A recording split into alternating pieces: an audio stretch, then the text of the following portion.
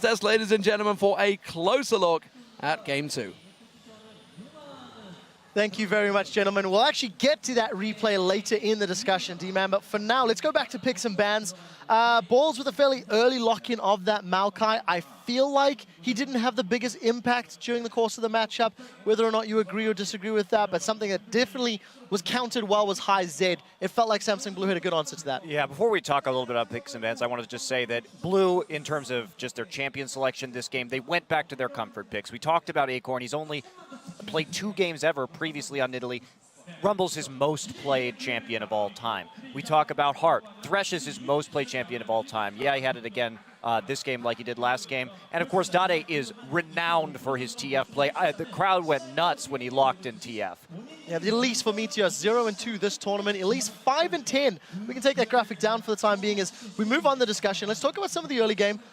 Nowhere near as dominant for Cloud9 this time around. They got those head-to-head lanes once more, which I wasn't necessarily expecting. Crepper, how is Cloud9 playing early game? I think Cloud9 started pretty strong, but something I want to highlight of what Blue did well is their Black Shield manipulation. So we saw it in the bot lane in the first time in a 2v2 where Hart basically flays one target back, fakes the hook on one target, and he will aim it at, so he will force Lemonation to Black Shield sneaky, and then the hook will go towards Lemonation. Yeah, you say that's standard Thresh into Morgana play, but the second time, the beauty really was when Dade teleported bottom, he teleported slightly behind Lemonation, and Lemonation, I think it's like land scares or he was black shielding for another reason, but he black shielded early. Dade waited out, locked in gold card, but then sent out his wild cards, procced the Morgana shield, and then stunned Morg right after. And just the awareness of black shield, not only in those instances, you have it in many other fights, but it's always in these little things, shows that why they're so good at this game, because those nitty-gritty things get me all way too excited sometimes. We've got 2 replays to get to, so Freak will get to yours just after this point. Let's pull the first top lane play up. And Monty, I know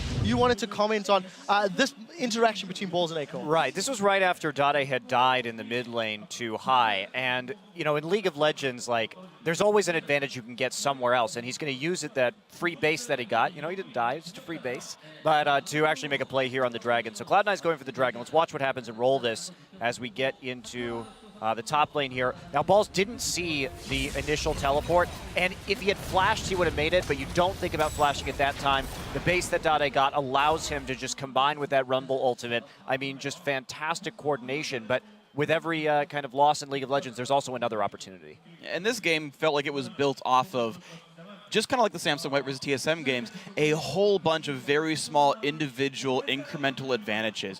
Meteos, you actually heard Danny talk about it, Elise versus Kha'Zix. You've got to make the moves early on. You've got to do more than your opponent. First Blood, good job Meteos. Showing up top, nearly worked out. All the ganks nearly work out, but Dade's there every single time. Or the TP comes down for Rumble in time and turns it around. There were like a half dozen in a row of Samsung Blue just turning it around. And you saw how well Samsung Blue fought with a gold parity or gold advantage, and I talked about that with the last game, like, oh, how close they fought despite the deficit. What I meant was, as soon as they get gold parity, look how strong they're going to be, and you're seeing it here. And just like you said, the TPs that they're using, like we have a replay right now just showing how great Samsung Blue's TP usage was. If you can pull that up, that'd be good. But anyways, I know that feeling, Peter. Like D-Man was saying, Deft is the one who's baiting C9 into all these fights. So you can roll it right now. You can see he's just doing its standard Twitch gank down. But what's not standard about it is just this amazing coordination. Heart's on the right with a Lantern. Potentially, I think Deft kind of misplaced by flashing away from the Lantern. But you see, Acorn immediately TPs in.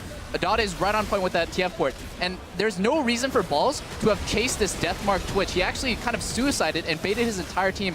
Hart with this amazing flash hook, and just everyone just gets cleaned up right here by Samsung Blue, because Acorn's damage at this point is on a huge spike. He's on his Leandri's Sword Shoes spike, and it's just impossible to teamfight this. I think it's just really good to see how well Blue plays in regards to picks. They pick really well, and they respond to picks so well. Dade is always ready to move, even especially when he plays TF, he will always teleport in. And that's what baffled me the most about Game 1. They ran a poke composition when their strength lies around reading the map, reacting to picks, or just picking people off themselves. So I hope, for Blue's sake, that they stick to it. I hope for Cloud9's sake that we see another rendition of the poke comp.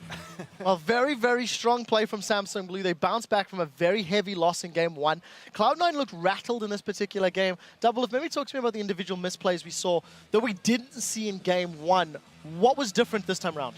I'm glad you asked that, because I think last game was a really big misrepresentation of how strong Cloud9's early game was. It really snowballed off of that first blood, and Heart had 10 deaths in the first game. This game, he had 0. So they didn't really, were not able to snowball this game off of Heart's missed positions like they were in the first game. And I think Samsung Blue just had a way better picks and bans phase. TF is historically a big counter to Zed because when he's split pushing, TF has that global pressure.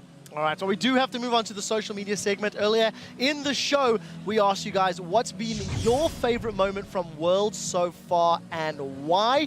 And we got a ton of great responses. Thank you very much. It was quite difficult to narrow them down, but here's just a brief sample of what you've been saying. From My Name is Lyroot, the heart-stopping moment when Fnatic was a hit away from advancing on, had to break out the defibrillator after that one.